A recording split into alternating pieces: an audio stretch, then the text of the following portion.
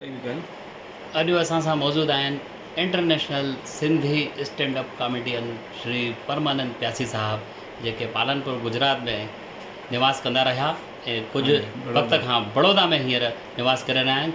छो हाणे आर्टिस्ट खे त सॼे मुल्क में हिंदुस्तान हिंदुस्तान खां ॿाहिरि अचिणो वञिणो आहे, त गाॾियुनि जा कनेक्ट त साईं बड़ौदा में मिलंदा न, उहे त कंहिं ॻोठ में या नंढे कस्बे में कोन मिलंदा।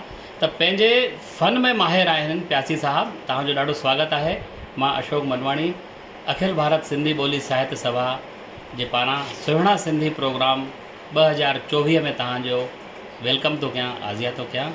प्यासी साहब, अॼु जेको कॉमेडी जो लेवल आहे जी, तव्हां उन सां सेटिस्फाई आहियो? हिंदी थोरे सिंधी न वरी बि मां सिंधीअ सां त आहियां।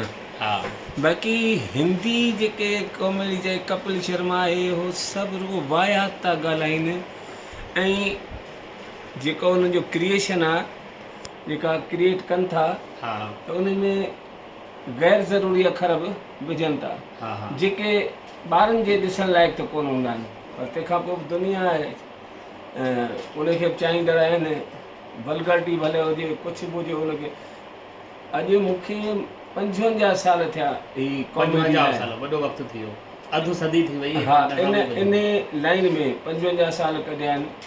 तव्हां मूंखे भले मुंहिंजी ऑडियो कैसेट में ॿुधो हुजे, टी सीरीज़ में जेके 11 एल्बम निकिता या वीडियो बराबरि मुंहिंजी ॿुधियूं हुजनि, या के लाइव मुंहिंजो प्रोग्राम ॾिठो हुजे, कॾहिं बि को वल्गरिटी वारो अखर उहा ॻाल्हि कोन आई।